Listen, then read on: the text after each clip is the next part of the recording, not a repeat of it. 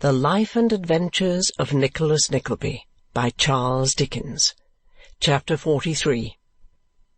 Officiates as a kind of gentleman usher in bringing various people together. The storm had long given place to a calm the most profound, and the evening was pretty far advanced.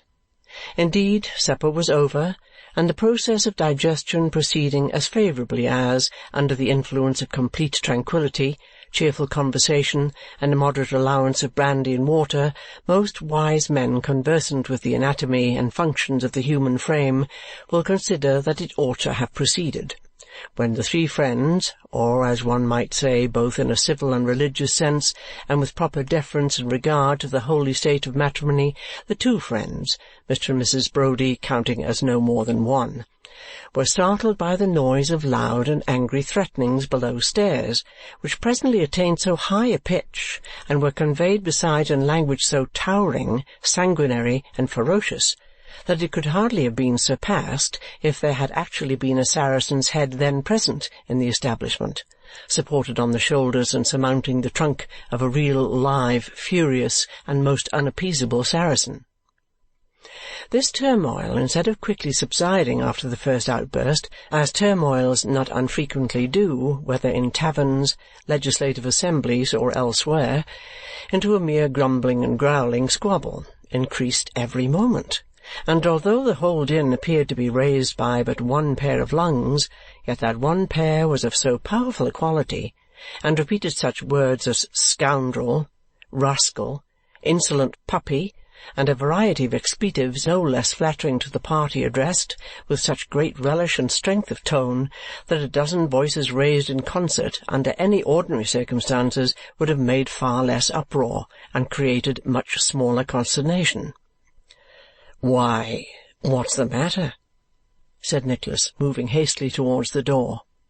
John Brody was striding in the same direction when Mrs. Brody turned pale, and leaning back in her chair, requested him with a faint voice to take notice that if he ran into any danger it was her intention to fall into hysterics immediately, and that the consequences might be more serious than he thought for.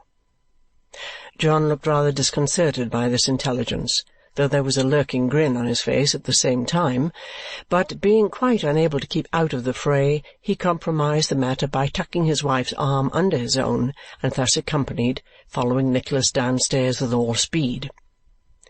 The passage outside the coffee-room door was the scene of disturbance, and here were congregated the coffee-room customers and waiters, together with 2 or 3 coachmen and helpers from the yard.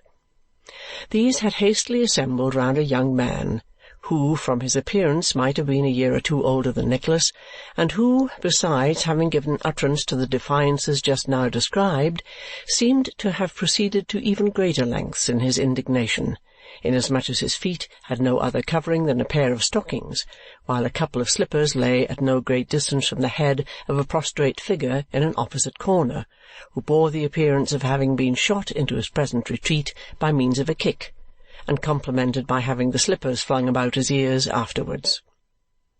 The coffee-room customers, and the waiters, and the coachmen, and the helpers, not to mention a barmaid, who was looking on from behind an open sash window, seemed at that moment, if a spectator might judge from their winks, nods, and muttered exclamations, strongly disposed to take part against the young gentleman in the stockings. Observing this, and that the young gentleman was nearly of his own age and had in nothing the appearance of an habitual brawler, Nicholas, impelled by such feelings as will influence young men sometimes, felt a very strong disposition to side with the weaker party, and so thrust himself at once into the centre of the group, and in a more emphatic tone, perhaps, than circumstances might seem to warrant, demanded what all that noise was about. "Hullo!" said one of the men from the yard. "This is somebody in disguise, this is." "Room for the eldest son of the Emperor of Russia, gentlemen," cried another fellow.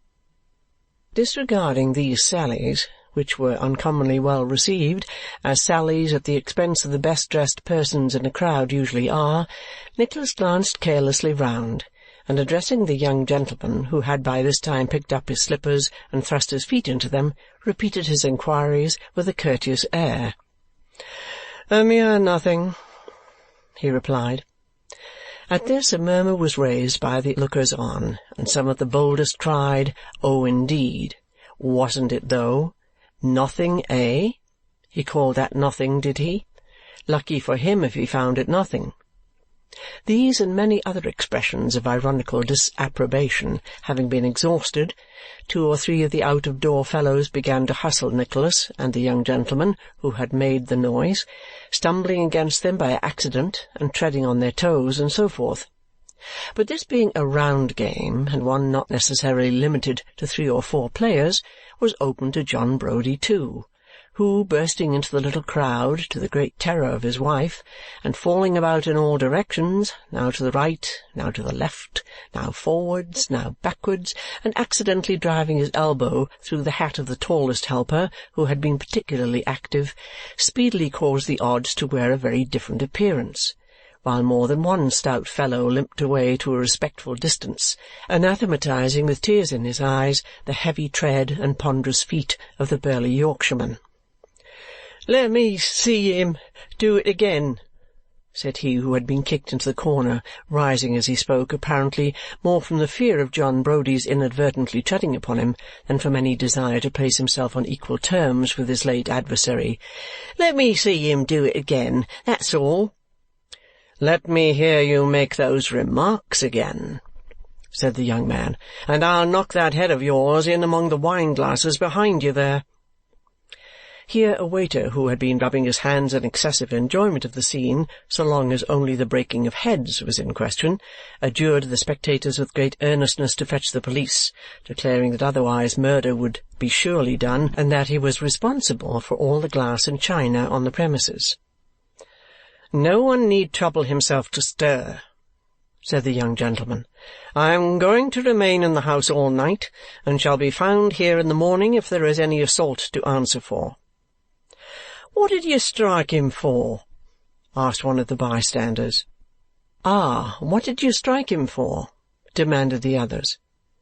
The unpopular gentleman looked coolly round, and addressing himself to Nicholas, said, "You inquired just now what was the matter here. The matter is simply this. Yonder person, who was drinking with a friend in the coffee-room when I took my seat there for half an hour before going to bed, for I have just come off a journey and preferred stopping here to-night to going home at this hour, where I was not expected until to-morrow, chose to express himself in very disrespectful and insolently familiar terms of a young lady whom I recognized from his description and other circumstances, and whom I have the honour to know.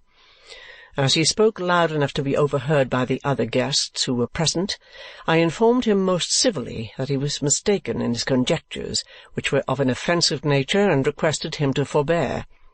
He did so for a little time, but as he chose to renew his conversation when leaving the room in a more offensive strain than before, I could not refrain from making after him and facilitating his departure by a kick, which reduced him to the posture in which you saw him just now. I am the best judge of my own affairs, I take it," said the young man, who had certainly not quite recovered from his recent heat. "If anybody here thinks proper to make this quarrel his own, I have not the smallest earthly objection, I do assure him." Of all possible courses of proceeding, under the circumstances detailed, there was certainly not one which, in his then state of mind, could have appeared more laudable to Nicholas than this. There were not many subjects of dispute which at that moment could have come home to his own breast more powerfully, for having the unknown uppermost in his thoughts, it naturally occurred to him that he would have done just the same if any audacious gossiper durst have presumed in his hearing to speak lightly of her. Influenced by these considerations, he espoused the young gentleman's quarrel with great warmth, protesting that he had done quite right and that he respected him for it, which John Browdie, albeit not quite clear as to the merits, immediately protested too, with not inferior vehemence. "Let him take care, that's all," said the defeated party, who was being rubbed down by a waiter after his recent fall on the dusty boards. "He don't knock me about for nothing, I can tell him that. A pretty state of things if a man isn't to admire a handsome girl without being beat to pieces for it." This reflection appeared to have great weight with the young lady in the bar, who, adjusting her cap as she spoke and glancing at a mirror, declared that it would be a very pretty state of things indeed, and that if people were to be punished for actions so innocent and natural as that, there would be more people to be knocked down than there would be people to knock them down, and that she wondered what the gentleman meant by it, that she did. "My dear girl," said the young gentleman in a low voice, advancing towards the sash window. "Nonsense, sir," replied the young lady sharply, smiling though, as she turned aside and biting her lip, whereat Mrs. Brody, who was still standing on the stairs, glanced at her with disdain and called to her husband to come away. "No, but listen to me," said the young man. "If admiration of a pretty face were criminal, I should be the most hopeless person alive, for I cannot resist one. It has the most extraordinary effect upon me, checks and controls me in the most furious and obstinate mood. You see what an effect yours has had upon me already." "Oh, that's very pretty," replied the young lady, tossing her head. "But—" "Yes, I know it's very pretty," said the young man, looking with an air of admiration in the barmaid's face. "I said so, you know, just this moment. But beauty should be spoken of respectfully, and in proper terms, and with a becoming sense of its worth and excellence, whereas this fellow has no more notion—" The young lady interrupted the conversation at this point by thrusting her head out of the bar window and inquiring of the waiter in a shrill voice whether that young man who had been knocked down was going to stand in the passage all night, or whether the entrance was to be left clear for other people. The waiters, taking the hint and communicating it to the hostlers, were not slow to change their tone too, and the result was that the unfortunate victim was bundled out in a twinkling. "I am sure I have seen that fellow before," said Nicholas. "Indeed?" replied his new acquaintance. "I am certain of it," said Nicholas, pausing to reflect. "Where can I have— Stop! Yes, to be sure. He belongs to a register office up at the west end of the town. I knew I recollected the face." It was indeed Tom the ugly clerk.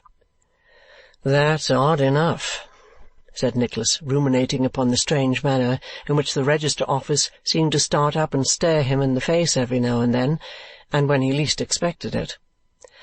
"I am much obliged to you for your kind advocacy of my cause when it most needed an advocate," said the young man, laughing and drawing a card from his pocket. "Perhaps you'll do me the favour to let me know where I can thank you." Nicholas took the card, and glancing at it involuntarily as he returned the compliment, evinced very great surprise. "Mr. Frank Cheeryble," said Nicholas.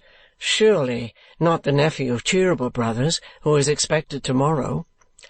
"I don't usually call myself the nephew of the firm," returned Mr. Frank good-humouredly, "but of the two excellent individuals who compose it, I am proud to say I am the nephew. And you, I see, are Mr. Nickleby, of whom I have heard so much. This is a most unexpected meeting, but not the less welcome, I assure you." Nicholas responded to these compliments with others of the same kind, and they shook hands warmly. Then he introduced John Brody, who had remained in a state of great admiration ever since the young lady in the bar had been so skilfully won over to the right side. Then Mrs. John Brody was introduced, and finally they all went upstairs together and spent the next half-hour with great satisfaction and mutual entertainment. Mrs. John Brody beginning the conversation by declaring that of all the made-up things she ever saw, that young woman below stairs was the vainest and the plainest. This Mr. Frank Cheeryble, although, to judge from what had recently taken place, a hot-headed young man, which is not an absolute miracle and phenomenon in nature, was a sprightly, good-humoured, pleasant fellow, with much both in his countenance and disposition that reminded Nicholas very strongly of the kind-hearted brothers. His manner was as unaffected as theirs, and his demeanour full of that heartiness which, to most people who have anything generous in their composition, is peculiarly prepossessing. Add to this that he was good-looking and intelligent, had a plentiful share of vivacity, was extremely cheerful, and accommodated himself in 5 minutes' time to all John Brody's oddities with as much ease as if he had known him from a boy. And it will be a source of no great wonder that, when they parted for the night, he had produced a most favourable impression, not only upon the worthy Yorkshireman and his wife, but upon Nicholas also, who, revolving all these things in his mind as he made the best of his way home, arrived at the conclusion that he had laid the foundation of a most agreeable and desirable acquaintance. "But it's a most extraordinary thing about that Register Office fellow," thought Nicholas. "Is it likely that this nephew can know anything about that beautiful girl? When Tim Linkinwater gave me to understand the other day that he was coming to take a share in the business here, he said he had been superintending it in Germany for 4 years, and that during the last 6 months he had been engaged in establishing an agency in the north of England. That's 4 years and a half. 4 years and a half. She can't be more than 17, say 18 at the outside. She was quite a child when he went away then. I should say he knew nothing about her and had never seen her. So he can give me no information. At all events, thought Nicholas, coming to the real point in his mind, there can be no danger of any prior occupation of her affections in that quarter. That's quite clear. Is selfishness a necessary ingredient in the composition of that passion called love? Or does it deserve all the fine things which poets, in the exercise of their undoubted vocation, have said of it? There are, no doubt, authenticated instances of gentlemen having given up ladies and ladies having given up gentlemen to meritorious rivals under circumstances of great high-mindedness. But is it quite established that the majority of such ladies and gentlemen have not made a virtue of necessity and nobly resigned what was beyond their reach, as a private soldier might register a vow never to accept the Order of the Garter, or a poor curate of great piety and learning, but of no family, save a very large family of children, might renounce a bishopric? Here was Nicholas Nickleby, who would have scorned the thought of counting how the chances stood of his rising in favour or fortune with the brothers Cheeryble, now that their nephew had returned, already deep in calculations whether that same nephew was likely to rival him in the affections of the fair unknown, discussing the matter with himself, too, as gravely as if, with that one exception, it were all settled, and recurring to the subject again and again, and feeling quite indignant and ill-used at the notion of anybody else making love to one with whom he had never exchanged a word in all his life. To be sure, he exaggerated rather than depreciated the merits of his new acquaintance, but still he took it as a kind of personal offence that he should have any merits at all in the eyes of this particular young lady, that is. For elsewhere he was quite welcome to have as many as he pleased. There was undoubted selfishness in all this, and yet Nicholas was of a most free and generous nature, with as few mean or sordid thoughts, perhaps, as ever fell to the lot of any man, and there is no reason to suppose that, being in love, he felt and thought differently from other people in the like sublime condition. He did not stop to set on foot an inquiry into his train of thought or state of feeling, however, but went thinking on all the way home and continued to dream on in the same strain all night. For, having satisfied himself that Frank Cheeryble could have no knowledge of or acquaintance with the mysterious young lady, it began to occur to him that even he himself might never see her again, upon which hypothesis he built up a very ingenious succession of tormenting ideas which answered his purpose even better than the vision of Mr. Frank Cheeryble, and tantalized and worried him, waking and sleeping. Notwithstanding all that has been said and sung to the contrary, there is no well-established case of morning having either deferred or hastened its approach by the term of an hour or so for the mere gratification of a splenetic feeling against some unoffending lover. The sun having, in the discharge of his public duty, as the books of precedent report, invariably risen according to the almanacs, and without suffering himself to be swayed by any private considerations. So, morning came as usual, and with it business hours, and with them Mr. Frank Cheeryble, and with him a long train of smiles and welcomes from the worthy brothers, and a more grave and clerk-like, but scarcely less hearty reception from Mr. Timothy Linkinwater. "That Mr. Frank and Mr. Nickleby should have met last night," said Tim Linkinwater, getting slowly off his stool and looking round the counting-house with his back planted against the desk, as was his custom when he had anything very particular to say. "That those two young men should have met last night in that manner is, I say, a coincidence, a remarkable coincidence. Why, I don't believe now," added Tim, taking off his spectacles and smiling as with gentle pride, "that there's such a place in all the world for coincidences as London is."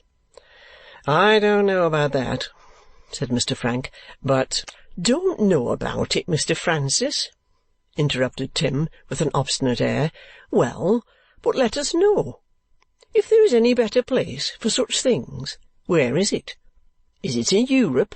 No, that it isn't. Is it in Asia? Why, of course it's not. Is it in Africa? Not a bit of it. Is it in America? You know better than that, at all events. Well, then," said Tim, folding his arms resolutely, "where is it?" I was not about to dispute the point, Tim," said young Cheeryble, laughing. "I am not such a heretic as that. All I was going to say was that I hold myself under an obligation to the coincidence. That's all." "Oh, if you don't dispute it," said Tim, quite satisfied, "that's another thing. I'll tell you what, though. I wish you had. I wish you or anybody would. I would so put that man down," said Tim, tapping the forefinger of his left hand emphatically with his spectacles, "so put that man down by argument." It was quite impossible to find language to express the degree of mental prostration to which such an adventurous wight would be reduced in the keen encounter with Tim Linkinwater. So Tim gave up the rest of his declaration in pure lack of words and mounted his stool again. "We may consider ourselves, brother Ned," said Charles, after he had patted Tim Linkinwater approvingly on the back, "very fortunate in having two such young men about us as our nephew Frank and Mr. Nickleby. It should be a source of great satisfaction and pleasure to us." "Certainly, Charles, certainly," returned the other. "Of Tim," added brother Ned, "I say nothing whatever, because Tim is a mere child, an infant, a nobody that we never think of or take into account at all. Tim, you villain, what do you say to that, sir?" "I'm jealous of both of 'em," said Tim, "and mean to look out for another situation, so provide yourselves, gentlemen, if you please."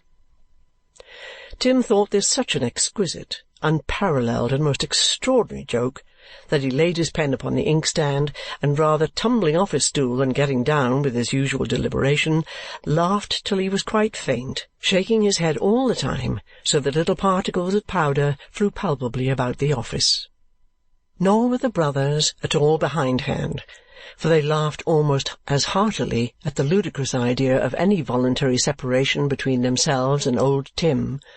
Nicholas and Mr. Frank laughed quite boisterously, perhaps to conceal some other emotion awakened by this little incident. And so indeed did the three old fellows after the first burst.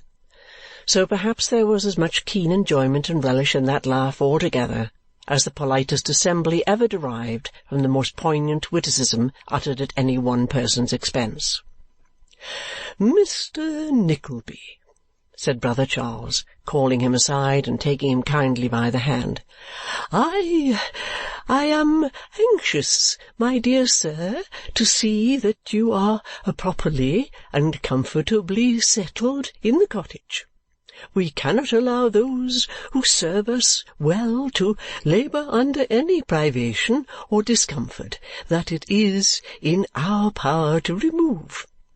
I wish, too, to see your mother and sister, to know them, Mr. Nickleby, and have an opportunity of relieving their minds by assuring them that any trifling service we have been able to do them is a great deal more than repaid by the zeal and ardour you display. Not a word, my dear sir, I beg. To-morrow is Sunday. I shall make bold to come out at tea-time and take the chance of finding you at home. If you are not, you know, or the ladies should feel a delicacy in being intruded on, and would rather not be known to me just now, why, I can come again another time. Any other time would do for me. Let it remain upon that understanding. Brother Ned, my dear fellow, let me have a word with you this way." The twins went out of the office arm in arm, and Nicholas, who saw in this act of kindness, and many others of which he had been the subject that morning, only so many delicate renewals on the arrival of their nephew of the kind assurance which the brothers had given him in his absence, could scarcely feel sufficient admiration and gratitude for such extraordinary consideration. The intelligence that they were to have visitor, and such a visitor, next day, awakened in the breast of Mrs. Nickleby mingled feelings of exultation and regret. For whereas on the one hand she hailed it as an omen of her speedy restoration to good society and the almost forgotten pleasures of morning calls and evening tea-drinkings, she could not, on the other, but reflect with bitterness of spirit on the absence of a silver teapot with an ivory knob on the lid, and a milk-jug to match, which had been the pride of her heart in days of yore, and had been kept from year's end to year's end wrapped up in wash-leather on a certain top shelf which now presented itself in lively colours to her sorrowing imagination. "I wonder who's got that spice-box," said Mrs. Nickleby, shaking her head. "It used to stand in the left-hand corner next but two to the pickled onions. You remember that spice-box, Kate?" "Perfectly well, mamma." "I shouldn't think you did, Kate," returned Mrs. Nickleby in a severe manner, "talking about it in that cold and unfeeling way. If there is any one thing that vexes me in these losses more than the losses themselves, I do protest and declare," said Mrs. Nickleby, rubbing her nose with an impassioned air, "that it is to have people about me who take things with such provoking calmness." "My dear mamma," said Kate, stealing her arm round her mother's neck, "why do you say what I know you cannot seriously mean or think? Or why be angry with me for being happy and content? You and Nicholas are left to me. We are together once again, and what regard can I have for a few trifling things of which we never feel the want? When I have seen all the misery and desolation that death can bring, and known the lonesome feeling of being solitary and alone in crowds, and all the agony of separation and grief and poverty when we most needed comfort and support from each other, can you wonder that I look upon this as a place of such delicious quiet and rest that with you beside me I have nothing to wish for or regret? There was a time, and not long since, when all the comforts of our old home did come back upon me, I own, very often, oftener than you would think perhaps, but I affected to care nothing for them, in the hope that you would so be brought to regret them less. I was not insensible, indeed. I might have felt happier if I had been. Dear mamma," said Kate in great agitation, "I know no difference between this home and that in which we were all so happy for so many years, except that the kindest and gentlest heart that ever ached on earth has passed in peace to heaven." "Oh, Kate, my dear Kate!" cried Mrs. Nickleby, folding her in her arms.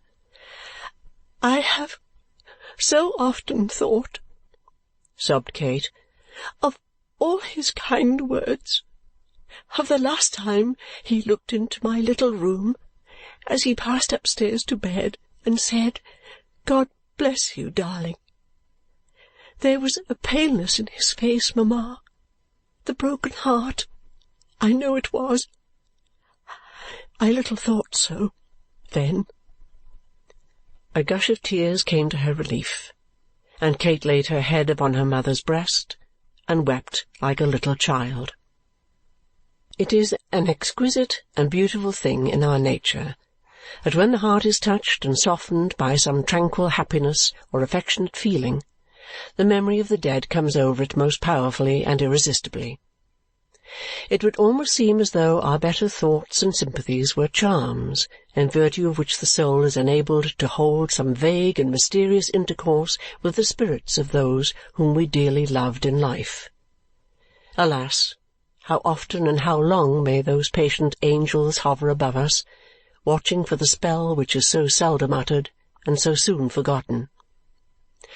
Poor Mrs. Nickleby, accustomed to give ready utterance to whatever came uppermost in her mind, had never conceived the possibility of her daughter's dwelling upon these thoughts in secret, the more especially as no hard trial or querulous reproach had ever drawn them from her. But now, when the happiness of all that Nicholas had just told them, and of their new and peaceful life, brought these recollections so strongly upon Kate that she could not suppress them, Mrs. Nickleby began to have a glimmering that she had been rather thoughtless now and then, and was conscious of something like self-reproach as she embraced her daughter and yielded to the emotions which such a conversation naturally awakened. There was a mighty bustle that night, and a vast quantity of preparation for the expected visitor, and a very large nosegay was brought from a gardener's hard by and cut up into a number of very small ones, with which Mrs. Nickleby would have garnished the little sitting-room in a style that certainly could not have failed to attract anybody's attention if Kate had not offered to spare her the trouble and arranged them in the prettiest and neatest manner possible. If the cottage ever looked pretty, it must have been on such a bright and sunshiny day as the next day was. But Smike's pride in the garden, or Mrs. Nickleby's in the condition of the furniture, or Kate's in everything, was nothing to the pride with which Nicholas looked at Kate herself, and surely the costliest mansion in all England might have found in her beautiful face and graceful form its most exquisite and peerless ornament. About 6 o'clock in the afternoon, Mrs. Nickleby was thrown into a great flutter of spirits by the long-expected knock at the door, nor was this flutter at all composed by the audible tread of 2 pair of boots in the passage, which Mrs. Nickleby augured in a breathless state must be the 2 Mr. Cheerybles, as it certainly was, though not the 2 Mrs. Nickleby expected, because it was Mr. Charles Cheeryble and his nephew Mr. Frank, who made 1,000 apologies for his intrusion, which Mrs. Nickleby, having teaspoons enough and to spare for all, most graciously received. Nor did the appearance of this unexpected visitor occasion the least embarrassment, save in Kate, and that only to the extent of a blush or two at first, for the old gentleman was so kind and cordial, and the young gentleman imitated him in this respect so well, that the usual stiffness and formality of a first meeting showed no signs of appearing, and Kate really more than once detected herself in the very act of wondering when it was going to begin. At the tea-table there was plenty of conversation on a great variety of subjects, nor were there wanting jocose matters of discussion, such as they were, for young Mr. Cheeryble's recent stay in Germany happening to be alluded to, old Mr. Cheeryble informed the company that the aforesaid young Mr. Cheeryble was suspected to have fallen deeply in love with the daughter of a certain German burgomaster. This accusation young Mr. Cheeryble most indignantly repelled, upon which Mrs. Nickleby slyly remarked that she suspected from the very warmth of the denial there must be something in it. Young Mr. Cheeryble then earnestly entreated old Mr. Cheeryble to confess that it was all a jest, which old Mr. Cheeryble at last did, young Mr. Cheeryble being so much in earnest about it that, as Mrs. Nickleby said many thousand times afterwards in recalling the scene, he quite coloured, which she rightly considered a memorable circumstance, and one worthy of remark, young men not being as a class remarkable for modesty or self-denial, especially when there is a lady in the case, when, if they colour at all, it is rather their practice to colour the story, and not themselves. After tea there was a walk in the garden, and the evening being very fine, they strolled out at the garden gate into some lanes and by-roads, and sauntered up and down until it grew quite dark.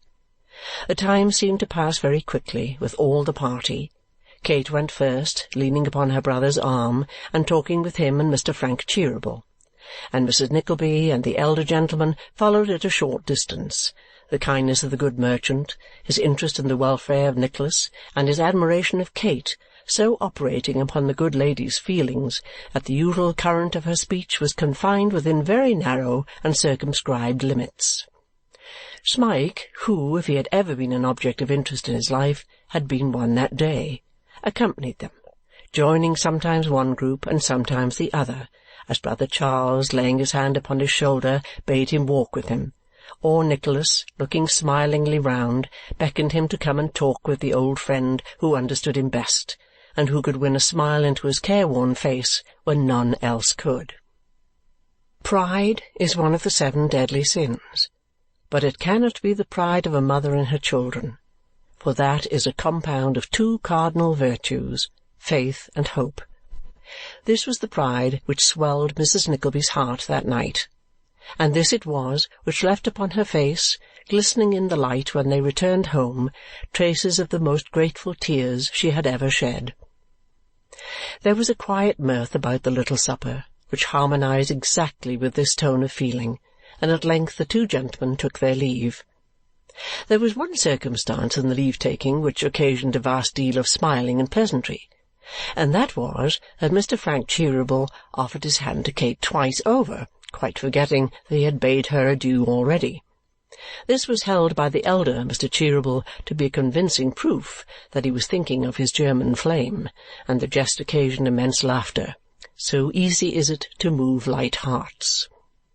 In short, it was a day of serene and tranquil happiness, and as we all have some bright day, many of us, let us hope, among a crowd of others, to which we revert with particular delight, so this one was often looked back to afterwards as holding a conspicuous place in the calendar of those who shared it. Was there one exception, and that one he who needed to have been most happy?